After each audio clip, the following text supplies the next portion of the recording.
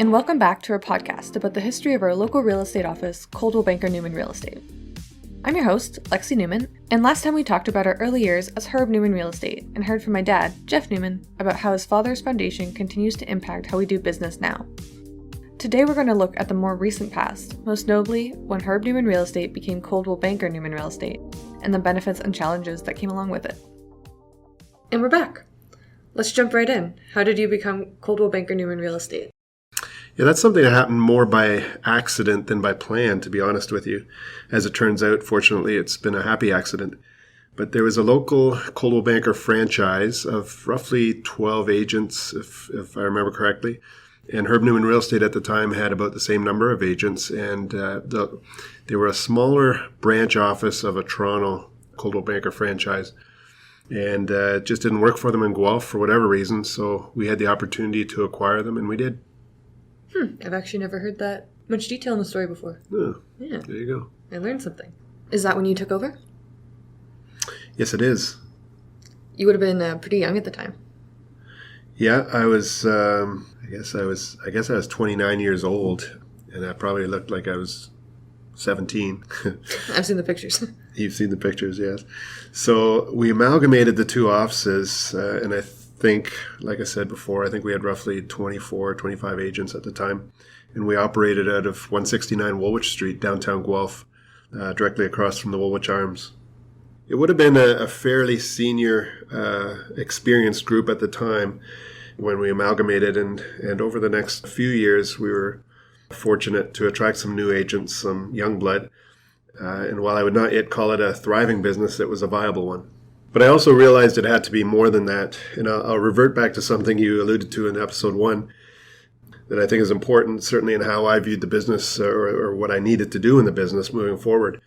When I left university, I didn't have like an engineer stamp or an architect stamp or a trade. Like I wasn't a plumber or electrician, something concrete that I could fall back on. So the reality of my situation at the time was that I had to find a way to make this business work. So I knew I had to grow, but I was at a bit of a standstill as exactly how to do that. And at the time, actually, and your mom and my wife, Ellie, who unfortunately bore the brunt of my frustration, probably still does occasionally, she suggested that why don't I ask a jury of my peers, as it were, their opinions, see what they thought of my business from the outside looking in. So I did that. I asked two friends who were in maybe parallel businesses. I would say they weren't direct competitors, but they were in the marketplace doing, as I said, parallel businesses. One was Jason Castellan, who had been an agent with us and had moved on to form Skyline Apartment REIT. And the other was Paul Gazzola, who was at the time and still is my neighbor. So what was the outcome of that meeting? Well, that was, I can't really remember the specifics of the meeting, but I do remember the conclusion that they had and they both shared.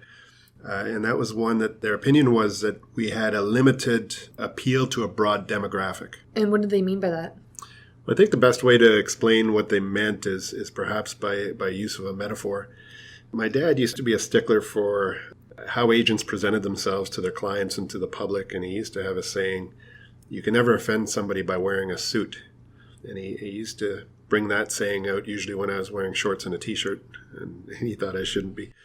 But if I could use that metaphor towards our office building was far from a suit. Our office building would have been a ripped pair of jeans and an old stained t-shirt and a pair of work boots. And not that is in and of itself necessarily a bad thing, but in order to appeal to a broader segment of the real estate buying and selling population, we needed to paint with a broader brush. So basically, like where you were wasn't putting your best face forward?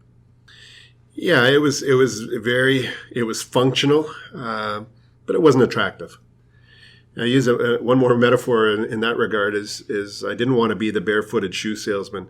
I thought if we were going to be in the business of selling real estate in all spectrum of the real estate market, we had to be something that our agents could be proud to bring their clients to. So what did you decide to do about it? Well, I left that meeting with Jason and Paul, I guess, more determined than ever that if I was going to make this business grow, that I had to do it on a better footprint. So I mentioned to a few agents that I was looking to move and, spoke to them as to what I was looking for. And eventually, Marlene Castellan, one of our agents at the time, brought me the opportunity to buy 824 Gordon Street. It wasn't listed. I'll be honest with you, I don't even really know how she came about it, but had the opportunity to buy it. It was $500,000 at the time, which felt like a ton of money and was a ton of money. That was just basically for an old abandoned student rental on a big lot. So you're just buying it for the lot, basically? Bought it for the lot, tore the house down, and that was in 2005. Closed in July of 2005, and I think started construction right away and moved into our new building in June of 2006. Maybe the story of the build and the move is a good starting point for our next episode. Sounds good. It's a genuine flying by the seat of your pants story, that one is. Hey, well, that'll be next week then. Sounds good. All right, see you then. Thanks.